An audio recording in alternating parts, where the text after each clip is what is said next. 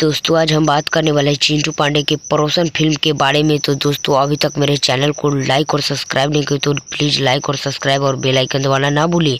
तो दोस्तों क्या जानते हैं प्रदीप पांडे के बारे में। तो दोस्तों ये फिल्म काफ़ी चर्चा चल रही है दोस्तों पड़ोसन फिल्म के बारे में। तो दोस्तों अभी खेसारी लाल यादव के संघर्ष 2 मूवीज का चर्चा चल रहा है। पवन सिंह का हर हर गंगे खूबसूरत फिल्म के बारे में। तो फिल्म का नाम है दोस्तों पड़ोसन फिल्म के बारे में। ये फिल्म रोमांस एक्शन दयाम अच्छे अच्छे गानों देखने को मिलेगा। इस फिल्म किरदार संकट चिंटू पांडे संकल्प रघुवानी। इस फिल्म के प्रोड्यूसर का नाम है नेहा श्री। ये बहुत बेहतरीन फिल्म है। तो दोस्तों वीडियो कैसा लगा, अगर अच्छा लगा हो वीडियो तो लाइक और चैनल को सब्सक्राइब करना ना भूले और कमेंट करें कैसा वीडियो लगा।